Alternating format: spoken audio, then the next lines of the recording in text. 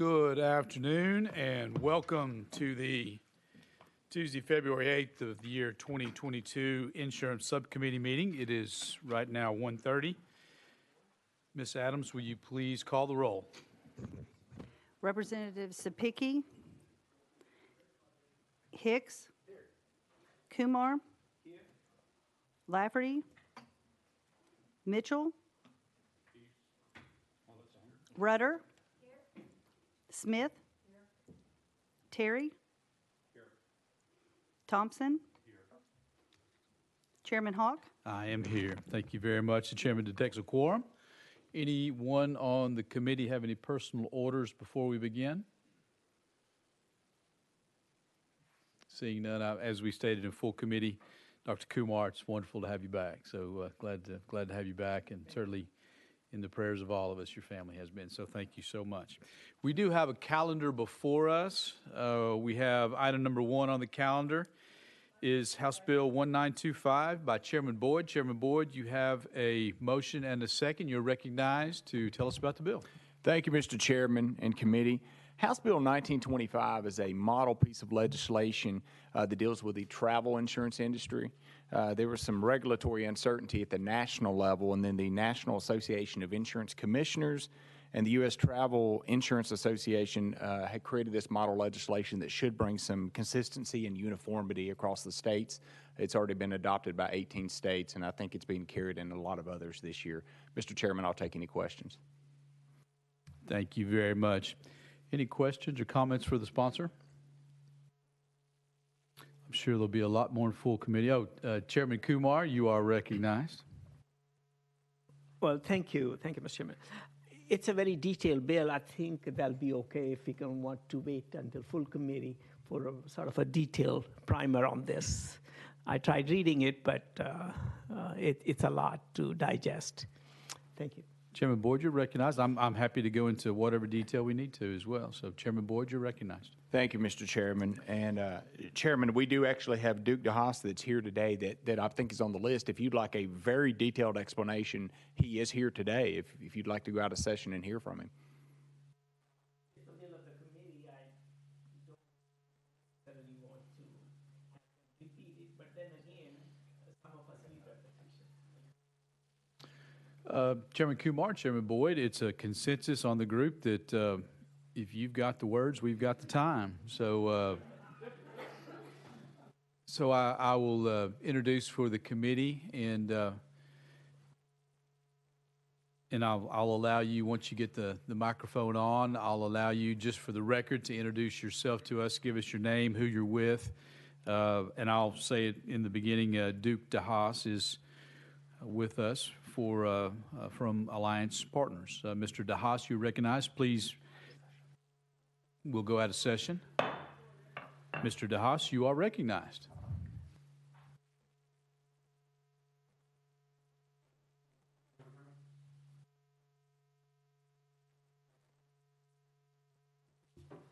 How about now? Thank you. Good afternoon. I'm Duke DeHaas, Vice President, Deputy General Counsel with Alliance Partners U.S. from Richmond, Virginia. We are a large travel insurance writer and a member of the United States Travel Insurance Association, who I'm also here on behalf of. Happy to answer any detailed questions. Worked on the model at the national level, both NCOIL, Representative Kumar, where I believe you've been at meetings before, and also the NAIC did the legislation. So there's 2 models sort of incorporated into this, and happy to answer detailed questions about it. Chairman Kumar, being from Richmond, I'm guessing this may be your one trip down. Chairman Kumar, if there's any questions you've got.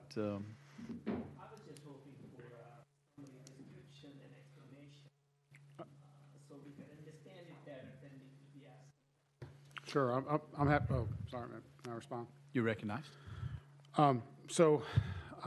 Tennessee already has a limited lines travel insurance model, which is essentially what 48 other states have also. So that model allows, because travel insurance is a discretionary product, a limited lines product, usually sold when somebody's going on a trip, there's a model that allows for a underwriter, a producer and a retailer, or like travel agencies, for example. And the retailer doesn't have to be licensed as a producer. They have to be what's called registered. So they are allowed to do certain things, not the same things as an insurance producer or agent, but that's the general model for selling travel insurance. What this model, so that model's been in existence for a while, including in Tennessee. What this model does is, as a result of regulatory uncertainty around the country, there was multi-state investigation of the travel insurance industry that went on for several years.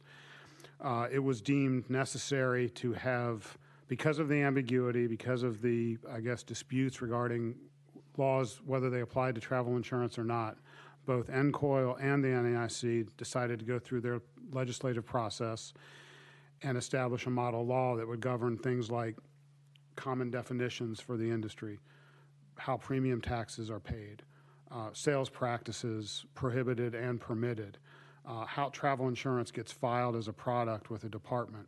So all of those things are baked in to this legislation.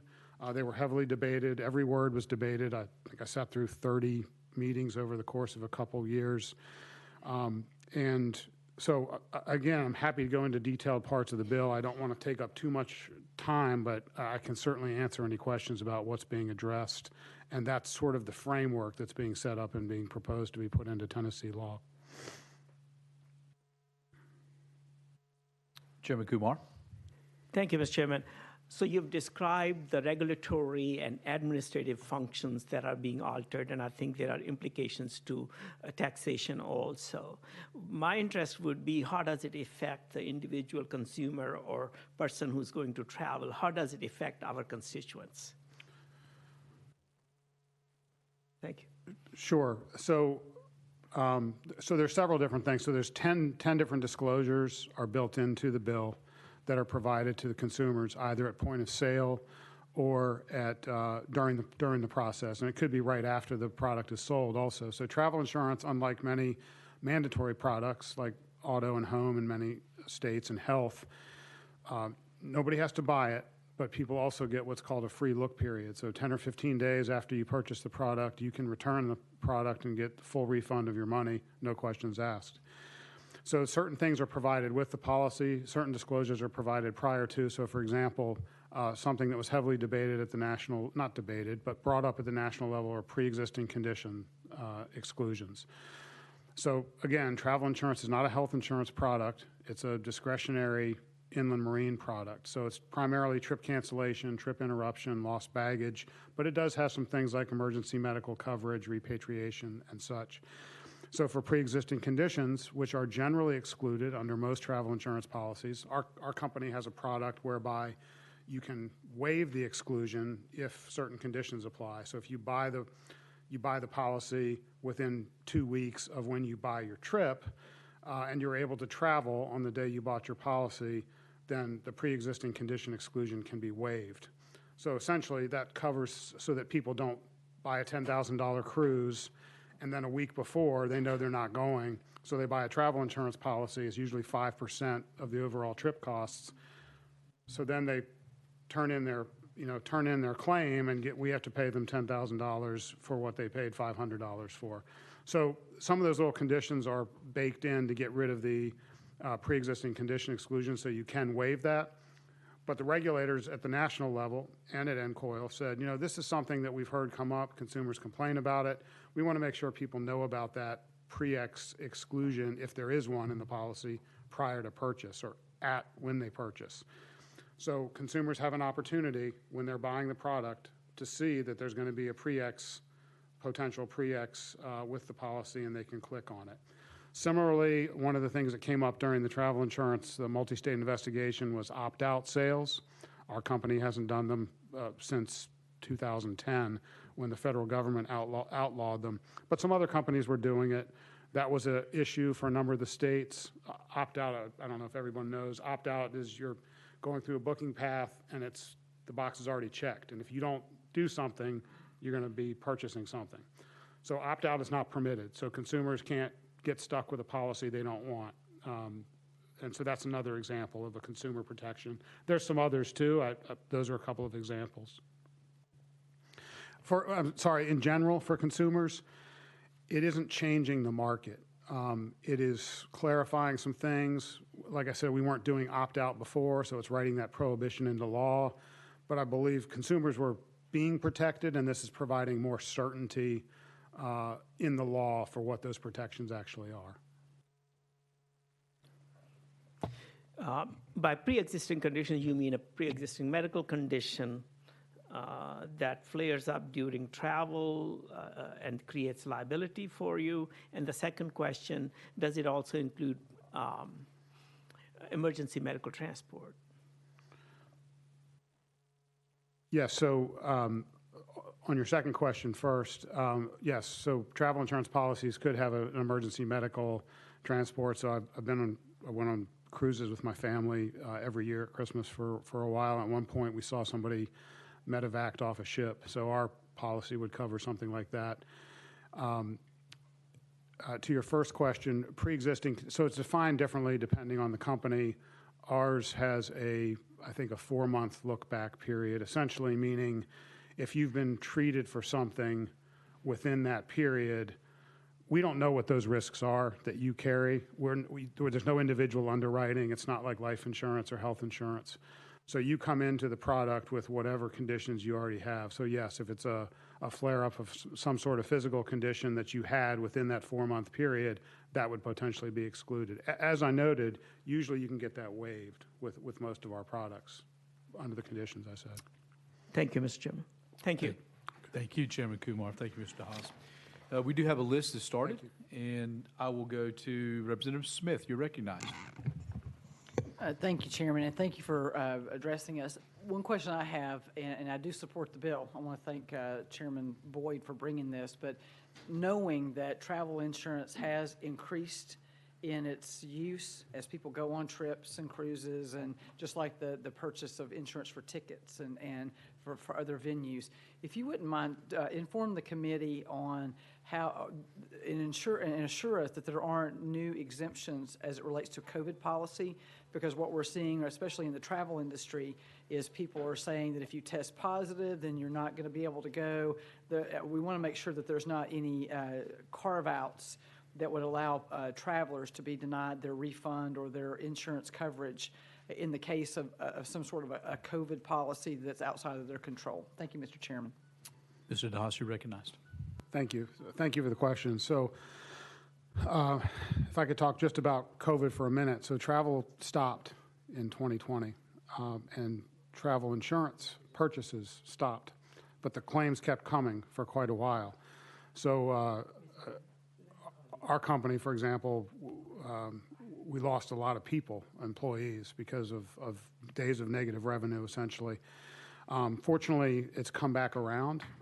Generally, so if you know about business interruption, so COVID is a pandemic, so something that hits basically the whole population. Insurance is not generally written to cover pandemics. So we had a pandemic or epidemic exclusion in our policies.